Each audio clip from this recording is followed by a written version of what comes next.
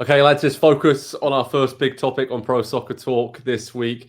What should the US men's national team's aim be for the 2024 Copa America? We now know that they're in after that win and then defeat against Trinidad and Tobago. That was a little bit uncomfortable, especially in the second game. Not exactly impressive. But I guess now, Nick, all our focus is on now what for Greg Berhalter's side coming up for next summer. Obviously, be great to see them play against all the top teams from South America. We saw it in Copa America a few years back, and I feel like this is a really, really good test of where this team is at. So, what should be the aim for them coming up for this tournament in the summer?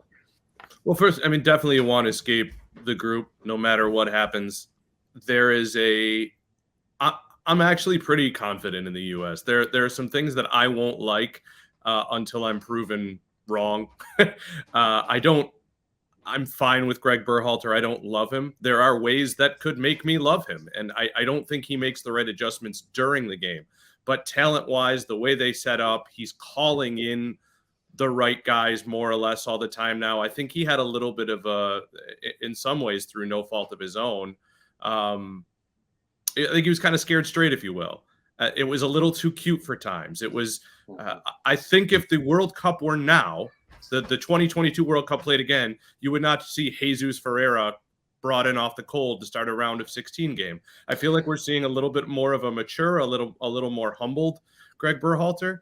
And because of that, I'm just going to be wanting to watch performances, and because this is a very difficult tournament. So beat the teams you should beat and look decent against the teams that are going to be tough to beat. And we'll see what happens from there. I know that's cheating, but that's kind of how I feel. Andy, how do you feel about this? Because this is, going to be a really, really good test to see where this group is at in their progression from the 2022 World Cup to the 2026 World Cup. It's great that they've qualified and got there. We expected them to.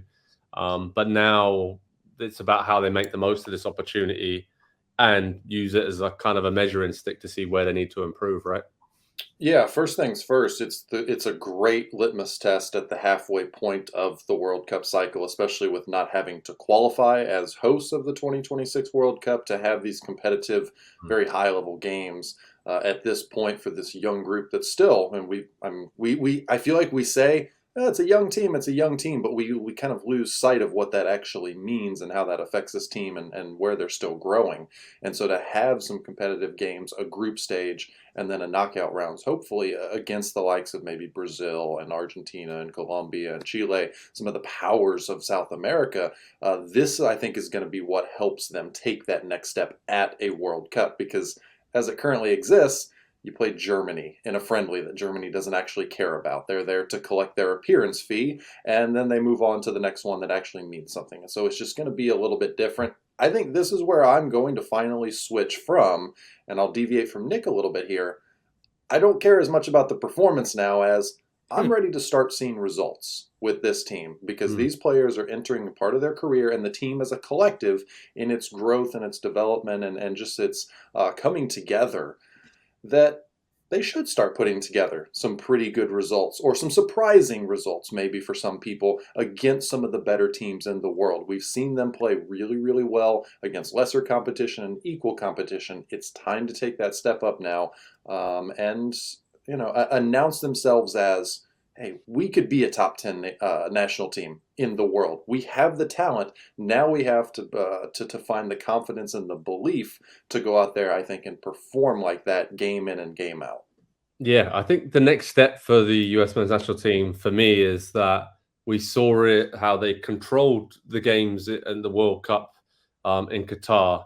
It's how do you then turn that control into dominance when you're on top against teams that you should be beating? How do you punish them and finish it off?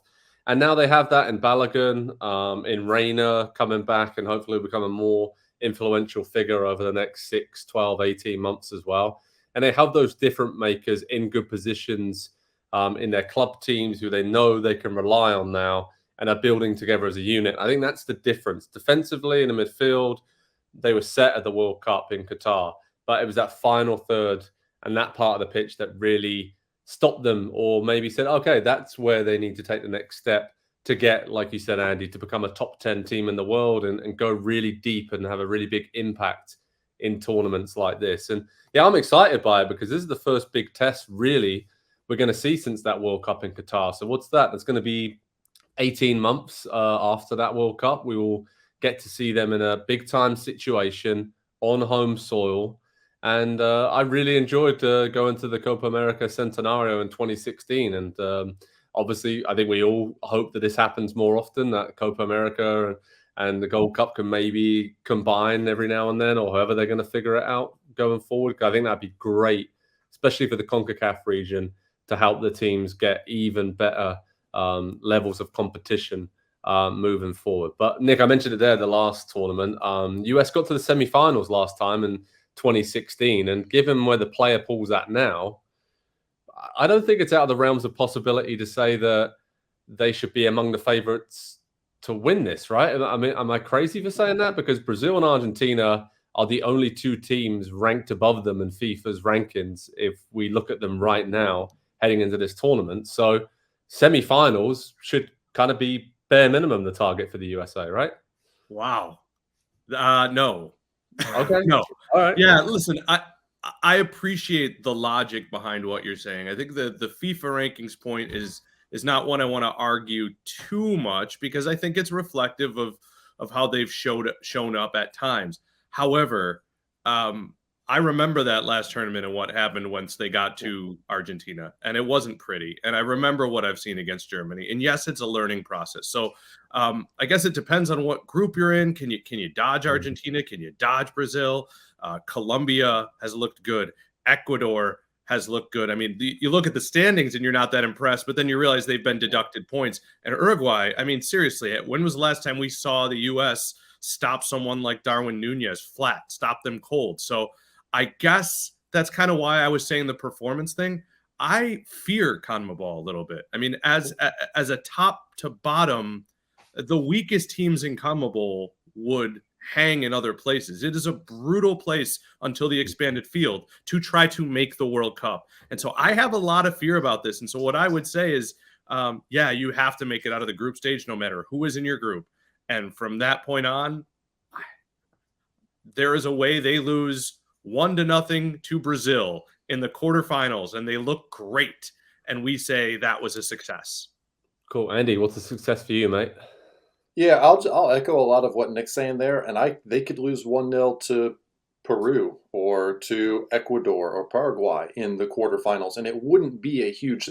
South America creates a lot of interesting challenges. There's, to Nick's point, there's so much quality down in South America, and to get to the World Cup, it's no wonder that South American teams typically do really well, because to get to that point, you've got to go through a real gauntlet. And so this is, again, it's new territory for this U.S. team and the individuals on the team.